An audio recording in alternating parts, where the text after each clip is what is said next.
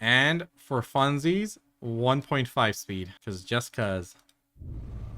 Okay, everyone, this is one of those times where I really do not like being correct. So, to begin, a month ago, I said this. Now, I'm not saying that this is the end of the world, but I am saying this has got the potential to do serious damage. There's a reason why. Because World of Warcraft is about to get its best chance ever, and right as it has that chance, they fired the people who could capitalize on it. Very unfortunately, that has come to pass. But I need to be clear here. Barring those whose roles were What did he mean by best chance ever? I mean, he's talking about the next expansion, I'm guessing. I mean, WoW's been doing like how WoW always does. Nothing really changed there. This expansion was okay.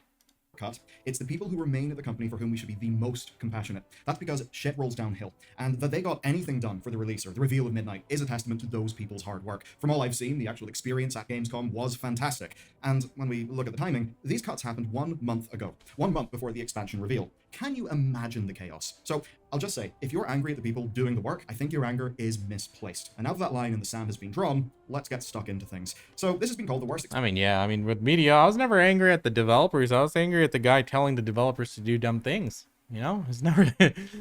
Poor devs, they're just doing their job. It's the guy coming up with the bad ideas and pushing like terrible updates that I was always upset about. But I wonder who they actually gutted from Microsoft. Was it actually the WoW dev team, new game team? I don't know. I didn't look into the details too much. Expansion reveal of all time, which is a little debatable. There's a few that went a bit weird, but I think the basic point is right. There was fragmented information, no clear communication, a quietly cancelled deep dive with Quietly canceled deep dive immediately following Open Night Live. Joined WoW executive producer Holly Longdale, senior game director, I can't pronounce that name, Eon, and Warcraft Universe creative director Chris Metzen as they join forces for exciting deep dive into the zones, mechanics, and new features and story of the upcoming expansion during the special Midnight expansion reveal. Man, I was really hoping to like pick up a WoW expansion and actually play it through the end consistently. Oh, this might not be the one. Metzen, info dump panels that were not streamed. I mean, is the zone called Quell Thalas, like it says here? Or Eversong Woods, like it says here? Nobody really knows. And as we here watched it all go on, it was clear people were feeling the same thing on Tuesday night and over the next few days. A feeling of, is that it? Is that the expansion? Okay, new zones, dungeons, delves, one spec. Oh, well, that seems mid. I actually completely disagree about the contents of the expansion, but I would not blame you. If you were at the crowd in those almost secretive panels, you would have known that they revealed that Midnight is shaping up to be much more than what was loudly publicly announced. It looks great for us and even better for the people they need most, the new and returning players. But by messing this whole thing up, Blizzard missed their biggest chance at proving to the world that WoW is worth playing again and worth paying attention to. Okay, now it's time to see exactly how it went wrong. All right, let's see it. If you want to know what's in the expansion right away, well, you would have had to have scoured Twitter for phone pictures of slides. You'd have had to have combed through YouTube shorts that had weird generic titles. And the problem is that even if you did that, you would have been very likely to encounter lore mistakes or key terms being spelled wrong in those new bits of information. Now, you could have waited for the official VODs. That is, if you knew they were going to exist, and if you did watch them, well, maybe you saw the one with the unwatchably bad audio, or the one that got pulled because of major errors with the video itself. You could have went to Blizzard's website, but that actually would have been the biggest mistake of all. Just take a look at this. Explore! As you journey through, you'll encounter this zone. No, this is, I mean, the original here looked like an AI wrote it while they did change it, even though it looks weird. Eversong Woods explore the reimagined Eversong Woods, a radiant forest of lyrical enchantment. Yeah, this looks AI written. Oh, I wish I had that. Just copy and paste into an AI detector to see if there's those invisible characters. Is filled with stuff, and when you look through the copy, it is generic trash. And it's also completely wrong. This says the Amani have rebuilt their empire with the aid of the Zandalari. Just that the thing is, that's actually not the expansion plot. That's something that happened almost 3,000 years ago, and no, this is not a time travel expansion. And when people called this out, the post, well, started to be edited. So here's a screenshot of them somehow publishing something that is half edited, and now here's a final version that has been fixed. Sort of. Because it still, sadly, is very weird. Like this bit about the Void Storm, quote, so chaotic and violent, it is drenched in void. What does that actually mean? That makes no sense in the WoW lore. It's one of those statements that's a bunch of words that do follow on from each other, but don't really make any sense. And when you look... You know, I just got ChatGPT access at work. They finally stood up their own instance of it or whatever, or something, so data doesn't leak out and stuff. I'm like, finally! Made my life a lot easier. Again, taking notes on a 4-hour design workshop. It hurts. It hurts my soul. But this is just silly. I mean, imagine if you start posting this stuff on the official website of the game that your MMORPG, which has been around for so long, so rich in lore and history, and then you do this. That's just hilarious. They're really feeling the cuts.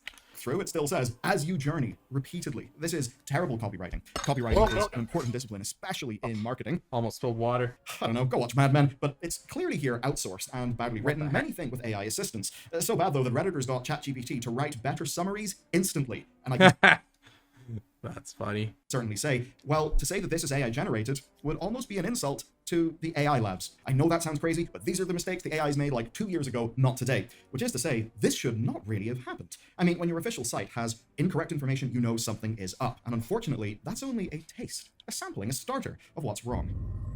Oh, man. Problem 1, not front-loading key information. First of all, the time delay. The expansion reveal was Tuesday night. The systems panel actually explaining changes was 4 days later on Saturday. So this was all supposed to happen last week? Dude, I'm living under a rock. I don't know anything that's going on anymore. I guess this is what it feels like to be old. Housing Showcase, Mythic Dungeon. I did see some articles on that. Mythic Dungeon Showcase, Delve Showcase, then Arena Showcase, World of Midnight Developer Panel. They had a lot of things planned. Shame. Saturday. That leaves an information vacuum, which is a mistake. You see, people see the first wave of information, then it's followed by silence, and naturally people assume that, well, that's it. 4 days is more than enough time for people to make a final decision of, I'm not interested, I guess WoW's still trash, who cares? And then there's the info itself. WoW had reported that A previous version of this article is reported that all transmog was free. Blizzard shared and updated, provided clarification. Midnight is shifting to slot-based transmog. If you want to change your total outfit look, it costs gold. But if you enjoy your look and get an upgrade, example, shoulders, it doesn't cost money to fix your transmog since it's slot-based, not item-based. What the heck does that mean? The frick?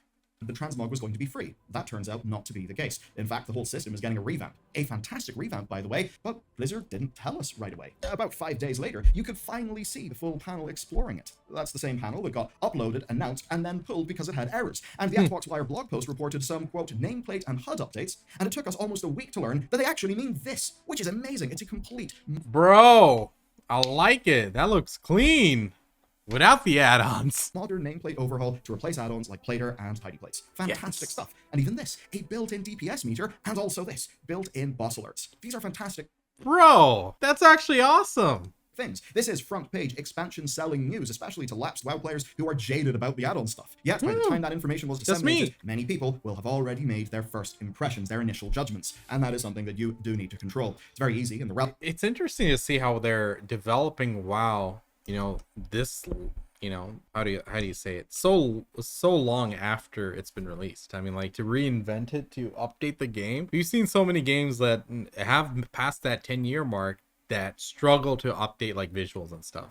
It's such a difficult overhaul. Of course, with Blizzard's resources, sure, but the fact that they're still like just throwing themselves at it to like update the UI and stuff, like with Dragonfly, we got that inbuilt UI editor, which is pretty clean, by the way. And it's like they keep doing it. I'm like, that's cool. Surprisingly, I didn't think they'd actually start replacing add-ons and stuff. That's actually crazy. Realm of marketing to forget that the people you're marketing to actually have lives. Whenever you get their attention, you need to get your core points across. I mean, the gameplay trailer didn't even bother to show off those huge new upgrades. We were told about a new epic battleground, but not that World PvP is actually getting its own section of a zone, which is proper exciting. They said the player versus NPC comp stomp was getting renamed to Training Ground. They didn't say that it was becoming a full-on PvP tutorial designed to onboard players to that experience. Do you know that there's a complete overhaul to the new player experience, including a tutorial on interrupts and actual basic game mechanics that people need to know? You probably don't know from Blizzard's PR wave, but hey, now you do. The list goes on and on, so I'll skip ahead to problem 2.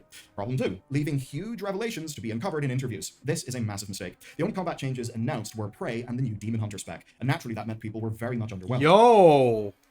But it was only a few days later that we learned... So what is that, like a caster or what? Then most classes are getting major changes. In fact, their whole design philosophy has changed, and we're going to learn more about that soon.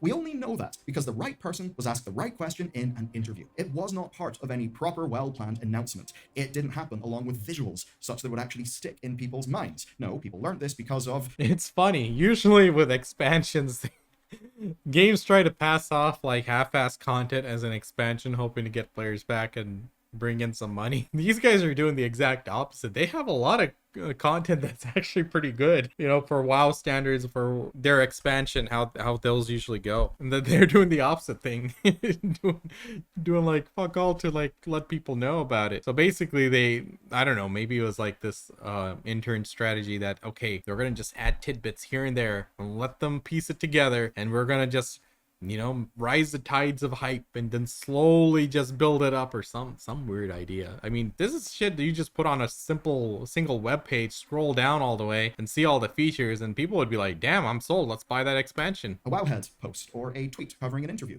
That is not how you get stuff across in a way that means people will remember. And it wasn't until Saturday night that we found out that Midnight was bringing a stat squish. Now, it's not expansion selling news, but it is a huge bit of news for players. Problem 3 then, not having first-party sources. By not being a reliable fixed source of information, Blizzard opened the door to a very bad experience. They fumbled the front loading first. That cuts off the less interested players. You know, arguably the most important thing this week. But then dedicated players had a bad experience next, not even being able to find information, having to scrub through YouTube shorts. Even Wowhead, the de facto news site, has been all over the place, trying to verify things and update articles as fast as they can. And we delays all of our coverage, basically, to avoid publishing misinfo and just doing pointless videos. Problem 4, not knowing the actual truth. Like the Silvermoon drama.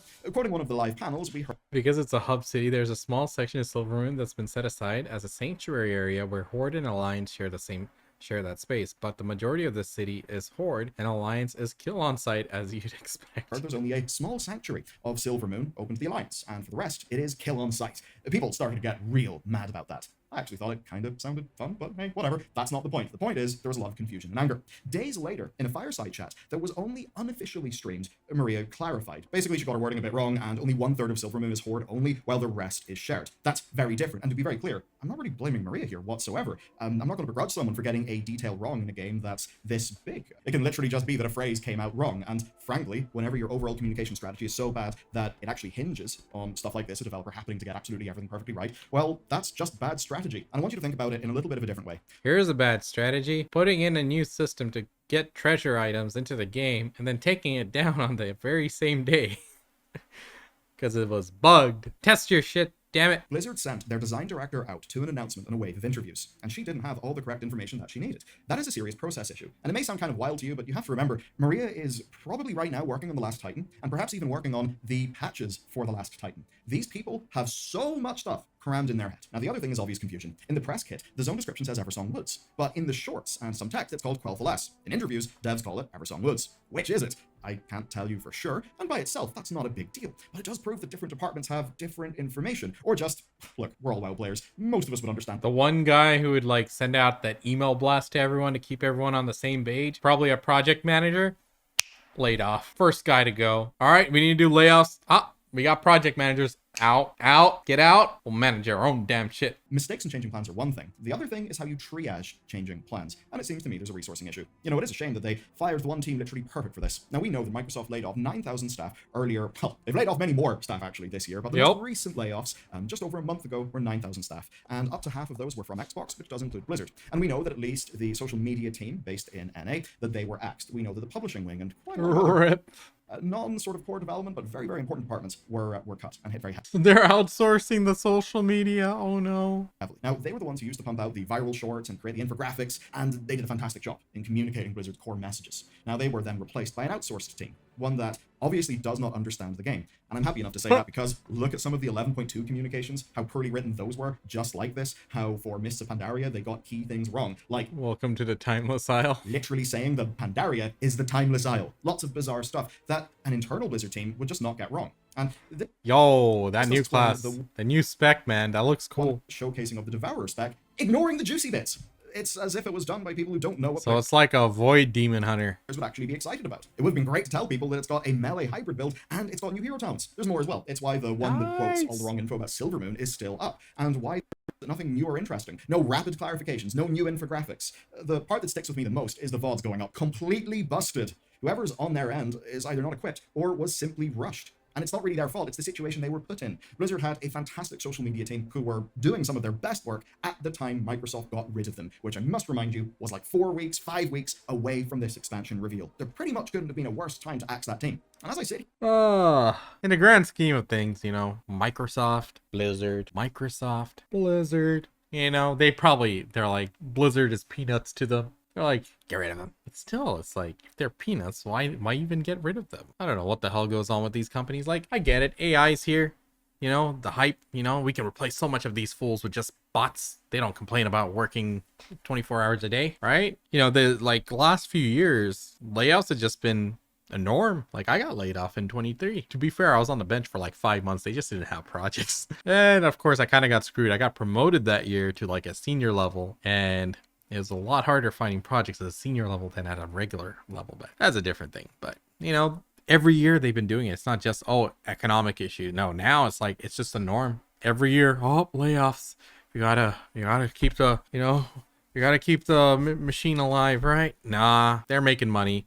Like, my company, when they did the layoff, like, they were at the highest they've ever been in terms of revenue.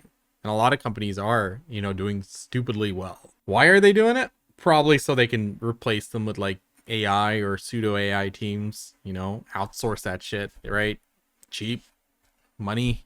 It's always money. Knows the specifics of this game's community. Maybe they therefore give us value that an outsourced team can't. Because the outsourced team isn't really a member of the community that they're trying to speak to. It's the sort of... What is this? What the hell is this? This isn't CSGO? What's going on? Look at this short. Team isn't really a member of He's bunny hopping. The community that they're he trying can pull to out a karambit. It's the sort of thing that people used to running Microsoft Teams or, whatever product line. Dude, that's funny as heck. Did they fire the guy who was doing that shit? Oh, man. As a whole, I mean, a company that has pretty much spent a good 15 years running many studios into the ground. They had, a little bit of a positive spurt, but we've seen the hits in 2025, the sheer quantity of killed games, and I think we've quite clearly seen that with AI stuff on the rise for Microsoft as a company, they really couldn't give a about games anymore. Yep. And sadly, the prime victim of this has been Midnight, because Midnight deserved better. Do you know what's funny about this? Blizzard's patch reveals are better than what's happened for Midnight. We get, an online presentation that centralizes information. We have an embargoed wave of interviews that will come out in a more controlled fashion, ones where the interviewers aren't retreading ground or working through partial knowledge. If you've been following, you'll know one person sort of stole the show here, Jade Martin, a lead combat designer. In interviews, he had the quality that we always love to see developers bring out, visibly passionate about Devourer and class changes. He answered questions in depth with a smile. Imagine a WoWcast talking about Devourer and class philosophy. That would have went down well, just like the Legion Remix WoWcast, because funnily enough, we've already got a format for diving into these. Wait. And hell, because it was nearby, they even had Ian show up for Echo's Race to World First Studio to talk to camera. That should have been a victory lap, but all these issues cast a shadow over it all. So I hope the Blizzard have got a solid plan for PR around the alpha, and I hope they have something else in the tank for new and returning players, from a communication standpoint. Maybe something like that Illyria animated short, which currently has got a cool 8 million views. Nice. If I'm honest with you, I worry that things like that will exist in the future. I do not see today's Microsoft as a company willing to fund things like that Illyria short. Things that, aren't direct performance marketing, because they clearly don't care about those soft factors. They clearly don't have an understanding of how engaged game communities work. No, the fact is, the WoW team, I think, are doing a great job turning Midnight into something that, well, we'll probably all actually want to play, because it looks great to me. But Blizzard, the corporate entity, freshly off multiple rounds of cuts, has clearly not sold this well, and clearly can't. Not because of bad people in front line, but because of bad strategy and quite obviously thoughtless leadership. Now, there is one bit of confusion that I'll cut everyone some slack for, because WoW's lore goes a long, long way back. So if you saw the Midnight Cinematic, you didn't really know everything that was going on in it. Well, I've done a scene-by-scene breakdown. You can check it out next, and if you do, it'll mean that when the expansion info does come out properly, you'll basically understand its context. Honestly, it's a banging trailer, so go check it out. Bro, honestly, this expansion actually looks really good. I mean, the UI changes were a big, winning point for me, but the new class looks good. The new zones look good. I'd consider trying it, but I'm just worried about Blizzard. Like, will they be able to maintain it? Looks like there is a WoW team that's still developing it well. It's just the communication point took a hit with the layoffs and stuff.